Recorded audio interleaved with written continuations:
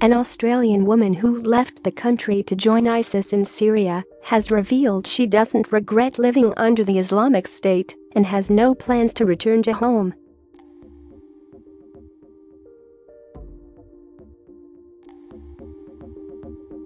Janai Safar, 24, vowed never to return to Australia, where she says there are naked women on the streets and she could face 10 years in jail.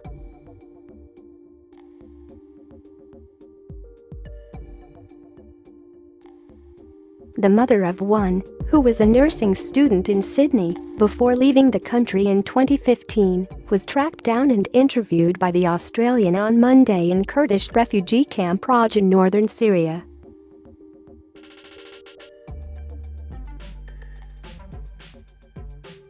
She told the publication she refuses to raise her son, 2-year-old Uthman, in a non-Islamic country and fears he could be taken away from her if she returned.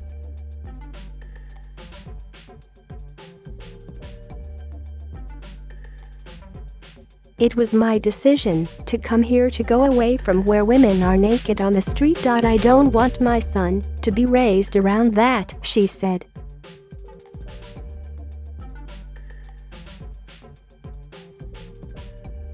She insisted she never trained or fought, but simply acted as a housewife to her jihadi husband, but fears she will be jailed if she ever came back to Australia.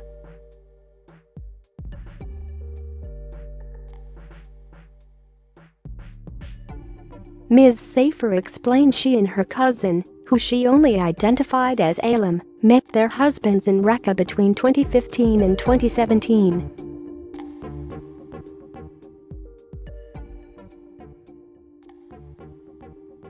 They made the decision to join the jihadi group after watching material online and studying together, and then fled without telling their families.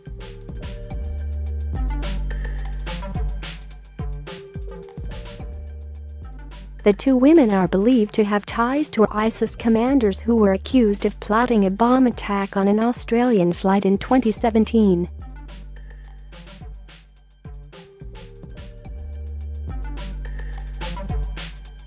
Ms. Safar revealed the Department of Foreign Affairs and Trade interviewed her on the two men's involvement in the alleged plot, which she said was not true.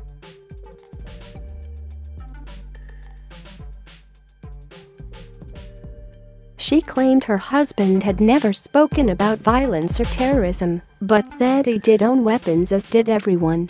She did not go into further detail other than saying he was a Lebanese Australian who had died in a car crash a year ago.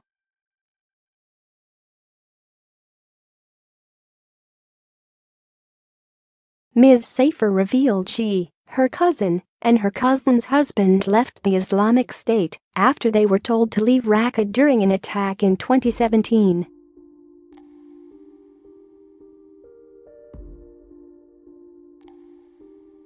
They were caught by Kurdish officials and put in a refugee camp, while her cousin's husband faces the death sentence in Baghdad.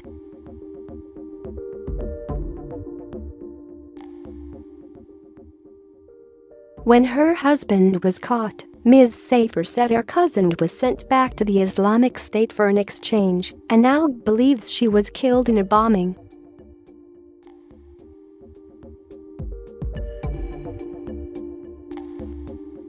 Ms. Safar's father, Samir, who described ISIS members as crazy, said his daughter is stubborn but kind-hearted. He said he has asked her to come home and she has refused.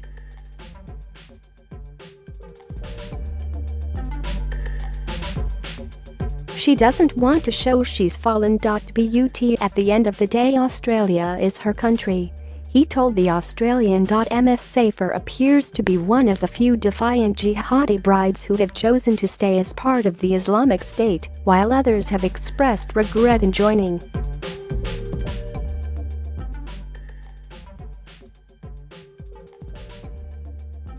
Lisa Smith, a former Irish soldier who fled her country to become an ISIS bride, revealed she wanted to return home this month.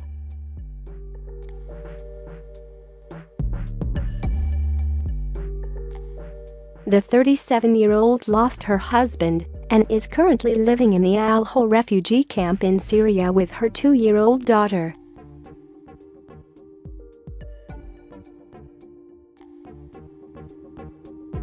She fled the terror group's last holdout in Baghdad and is one of hundreds of women and children at the camp. Teenage jihadi bride Zahra Douman, who fled Melbourne to fight with the Islamic State in Syria in 2014, is now begging to come home, claiming her 2 children have the right to be treated like any other normal kids in Australia.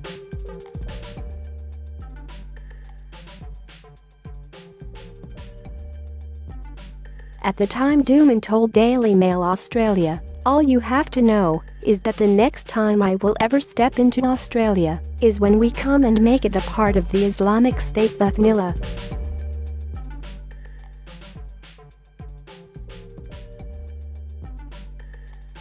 In an interview with an American humanitarian worker, a woman who refused to confirm her identity but is believed to be Douman said, "I want to go back to my country."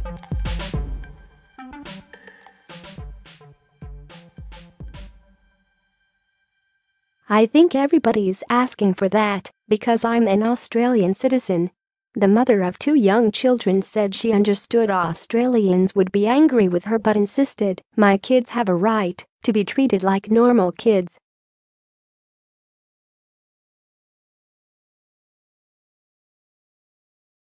The defeat of ISIS last year has displaced thousands of jihadi brides, many of whom are now in refugee camps in Syria. Hundreds of babies have died, and the woman said her 2-year-old son and 6-month-old daughter are sick and malnourished.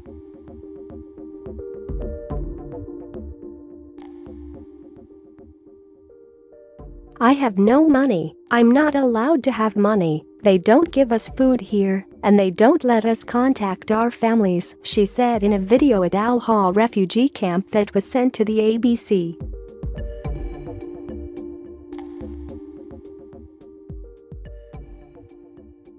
"I understand the anger that they have towards a lot of us here, but the kids don't need to suffer." The woman, 24, claimed she has been trying to leave ISIS for 2 years but could not because she had no money and would get killed if she were caught.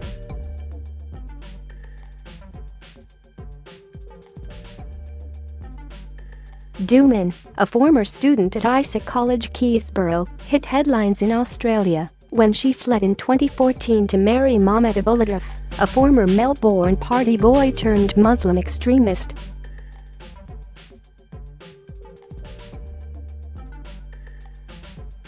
Her father, David Douman, said his daughter, who became a successful ISIS recruiter, had been brainwashed and that he desperately wanted her home.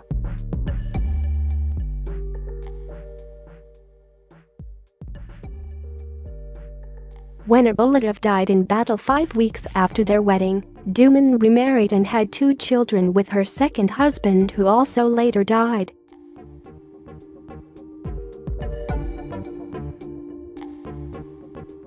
In 2015, a Twitter account believed to be run by her under the name Aboulatef showed pictures of ISIS women carrying assault rifles and standing next to luxury cars.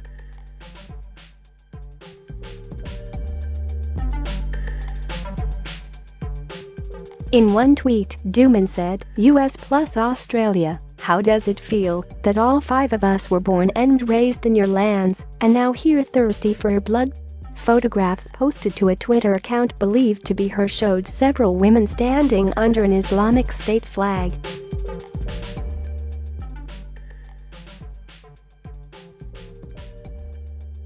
They reclined against a clean white BMW M5, wielding machine guns and dressed from head to toe in black Islamic dress. In one tweet, Douman said, "US plus Australia, how does it feel that all 5 of us were born and raised in your lands and now here thirsty for your blood?" Another image of 5 women standing under an Islamic State flag was captioned, "Can't mess with my clique."